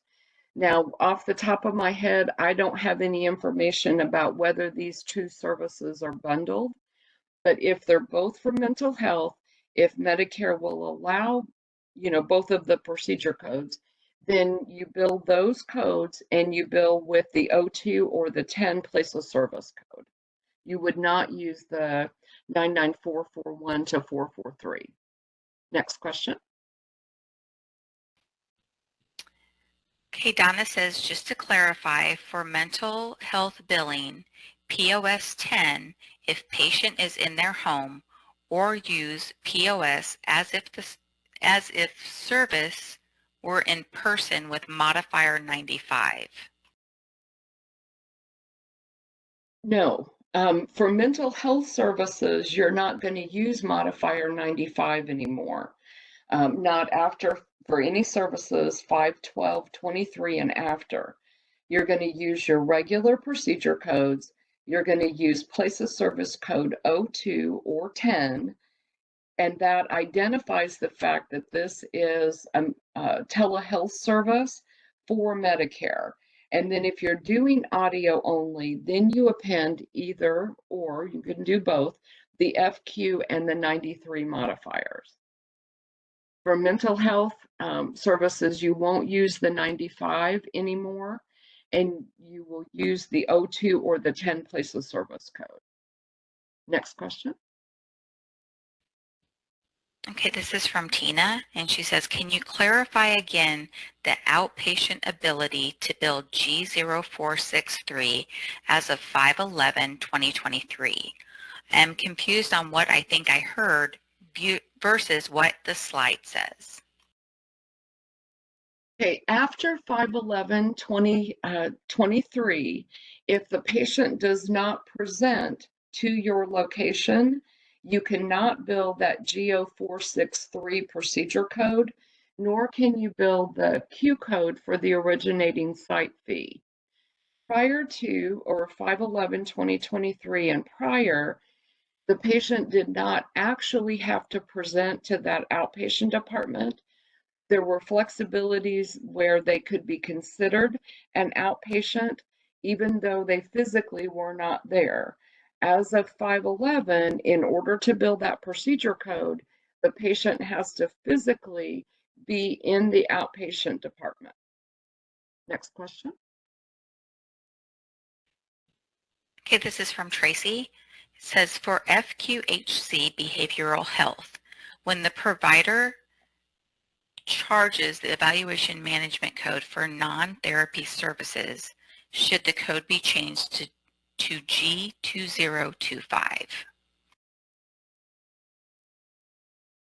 Okay, let me find, hang on just a second. I gotta find my slide on the rural, federally qualified health centers and rural health centers.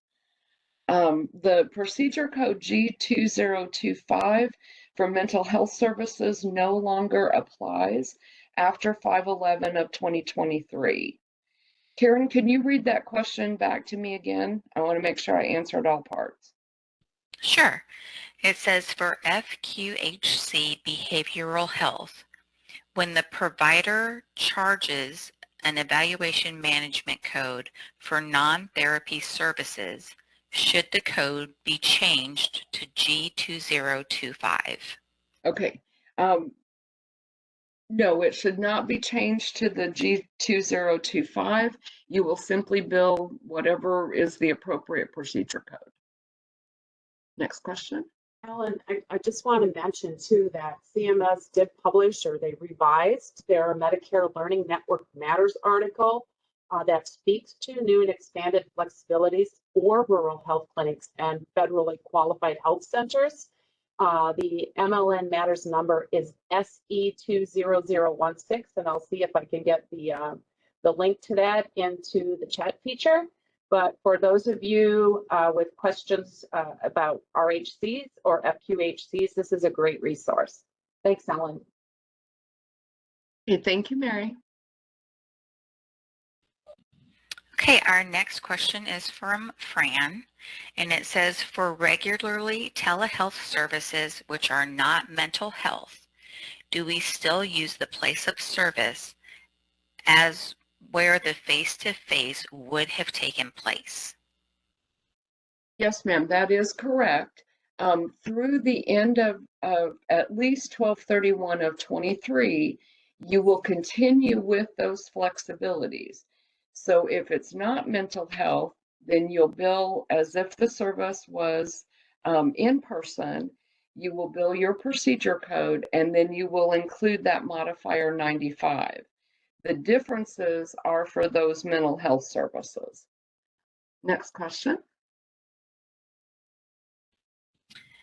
Next question is from Susan, and she wants to know, can we still use FaceTime? Any of the audio and video communication systems that you use, you just want to make sure, as CMS has published previously, you want to make sure that they are secure, that they're the HIPAA compliant. If the patient is consenting to use FaceTime, and that is the only way that they can do the video communication, then during the public health emergency, that was acceptable.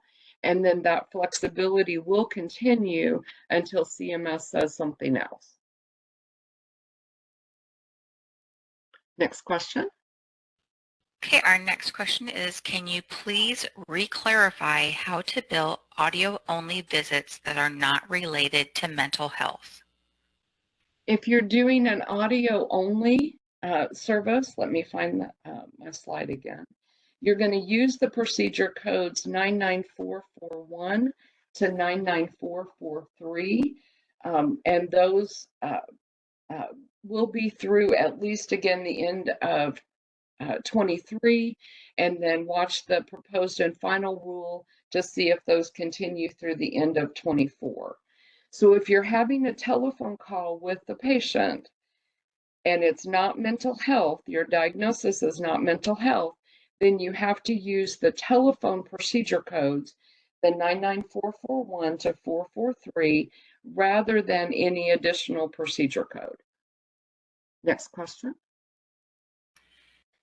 Okay, Ellen, this one has to do with the navigation.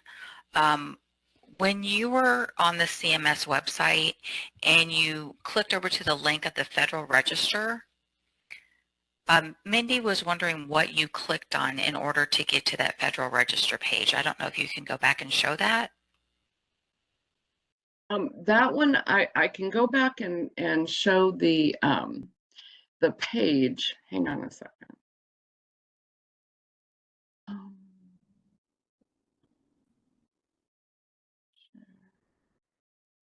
hang on, I got to move that around a little bit. This one I had simply brought up. So where you want to go is to the Federal Register, and you can see there federalregister.gov under Documents, and then you have the dates 2023 0510 2023. If we can put this in the chat, I can get it into the chat or not. But if you go into the date 5/10/2023, you want to look for the DEA section. And then here is the title of it, but it will be under the Drug Enforcement Administration section rather than CMS or Health and Human Services. Karen, do you have that link? I don't, but I am trying to type it into the chat right now. Ellen, I have it. Okay, Mary, if you could put that into the chat, that would be fantastic. Okay, next question. Okay. Our next question is from Drew, and it says, in the FAQ,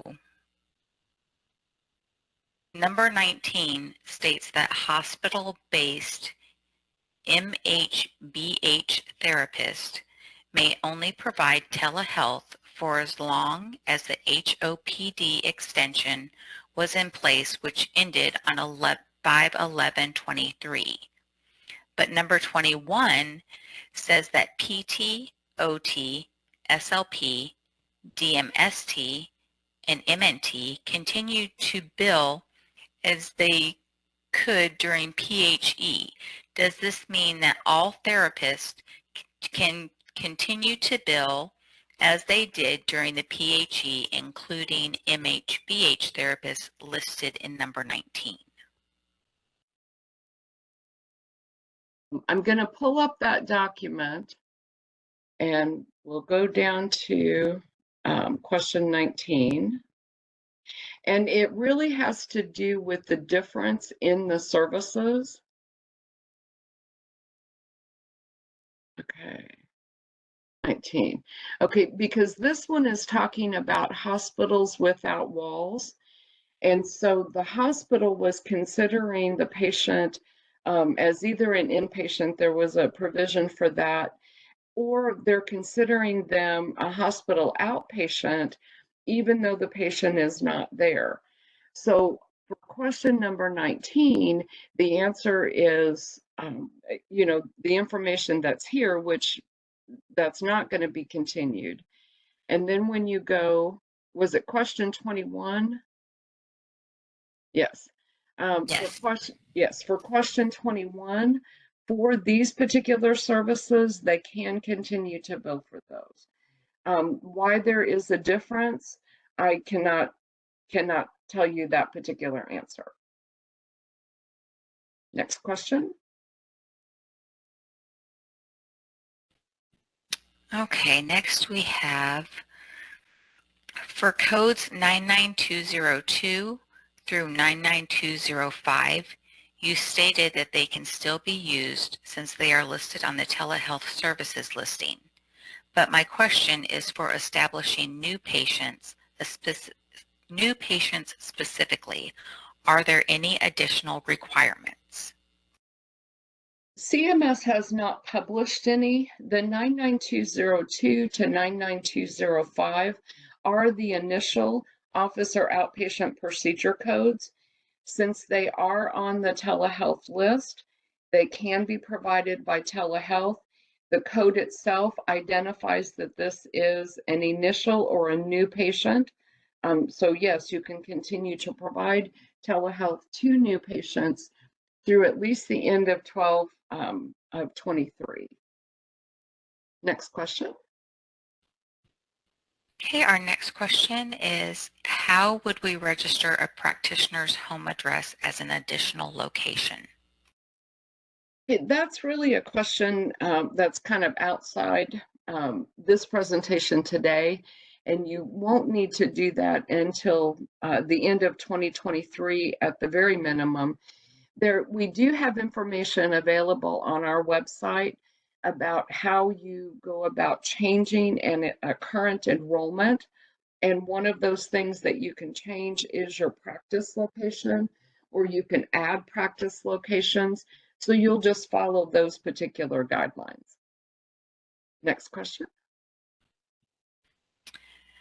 Let's see, is there any information on how reimbursement will be going forward for telehealth mental health services? The reimbursement will be just for that procedure code.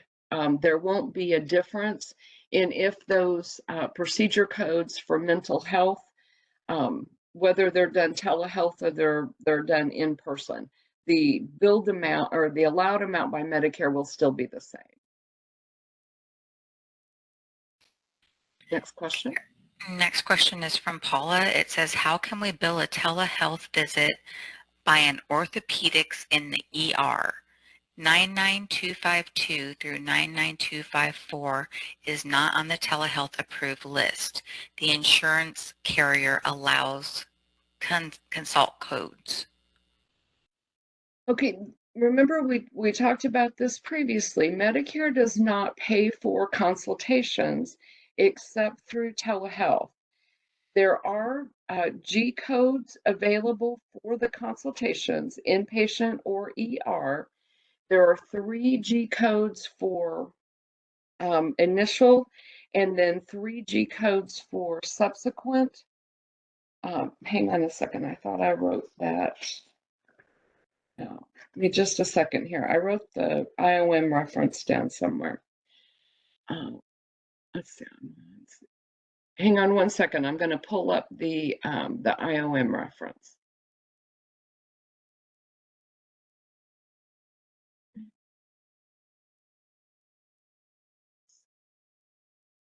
It is in 100-04, and it is in chapter 12, and I believe it is, oh, hang on just a second. I think it's 190.3.3 and 190.3.4. There we go. So 193.1 starts talking about telehealth consultation services, and then it goes through additional information there. I believe in this section, it gives you the requirements for that, and then underneath that, it gives you the procedure codes. You can see here, just one of them is the G0425. And then underneath that in 3.3, there will be procedure codes for the subsequent procedures. So when you're looking at the orthopedist providing a consultation, you're not going to use the CPT consultation codes. Medicare does not pay for those. What you'll use instead is you'll use these G codes, and we'll follow the instructions in this IOM reference. Next question. Okay, this one I don't think we can really answer all of it, but it says, will there be additional information regarding how a clinic would register a practitioner home address as an additional location, which I believe you already gave that information, where to go to find that information. But they're also asking, will telehealth service reimbursement for mental health be reduced? And if so, when will the reimbursement fee schedule change, and when will we receive that information? The only change in the reimbursement for mental health services, whether it's a mental health procedure code or whether it's like an evaluation and management code, is going to be, I believe the instructions were using the O2 or the 10 place of service. I believe that Medicare reimburses those as a facility fee or a facility pricing, as opposed to like an office pricing. But that's the only difference in the pricing. So if you're doing a telehealth service, and billing with an O2, your allowed amount is going to be under the facility allowed amount as opposed to under a non-facility allowed amount, I believe is how it went. And that's kind of the same way it was before the public health emergency. Next question. Okay, it's further clarification on modifier 95. It says if you are billing with place of service 11, being the provider always provided face-to-face visits in the office prior to the PHE, do we no longer have to use modifier 95? If you are doing services other than mental health services, you will continue to use your place of service code as if it was an in-person service, in this case office, and you will append modifier 95. If you're billing for a telehealth service other than mental health, that 95 modifier must be on there. Next question. Okay, if a patient needs to be seen for medication management for mental health and the patient is unable to meet the visual component due to issues on their end, are the physicians able to bill evaluation and management codes 99212 through 99215, or would they have to use 99441 through 99443? Okay, this goes back to the same thing. If your diagnosis is a mental health diagnosis, substance use disorder with co-occurring mental health um, diagnosis, or evaluation, diagnosis, and treatment of mental health, which is going to go to your diagnosis code, you bill your normal procedure code that you would bill for that service. You would use the FQ or the 93 modifier, use to identify that these are telehealth, and then use the O2 or the 10 place of service code rather than using your inpatient procedure code. So if you're doing a medication review or you're doing a service in order to order additional medications for that patient, then you would use, and you have a mental health diagnosis, then you would use your regular procedure code and the modifiers in place of service we discussed. Next question. Okay, it looks like this will probably be the last one since we're getting close to the end here. Please, again, clarify the statement on your slide. Physical therapists are not appropriate telehealth providers outside the PHE. Can therapists, PT, OT, SLP, still provide telehealth services until 12/31 of 2024, according to the CPT codes currently approved for telehealth? And that is correct. That's one of the flexibilities that CMS provided during the public health emergency, is that PT, OT, and SLP could be provided as telehealth. They are not telehealth normal. And let me put it this way, before the PHE, they were not allowed to be telehealth providers.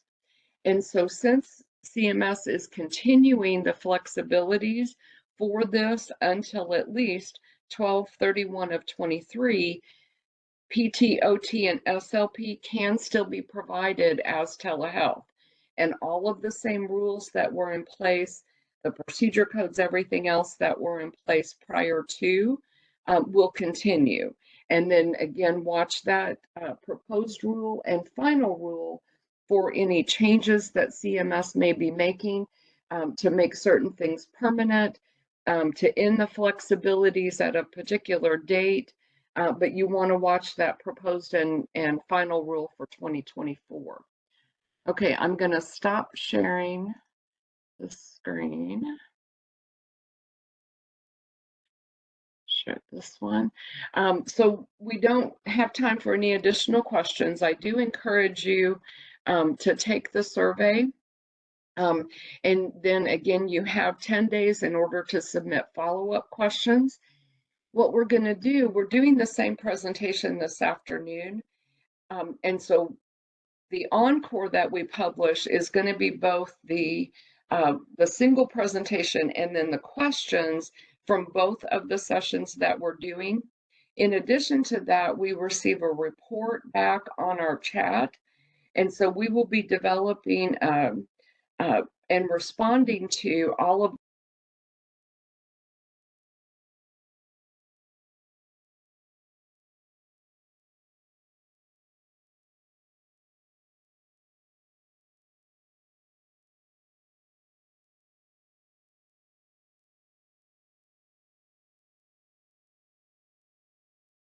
and myself. We just thank you so much for your attendance today. We do have some resources for you at the end of the presentation, which again are kind of some of the places where we have gone already. And so we just thank you very much, and you have an absolute fantastic day. And that ends our presentation.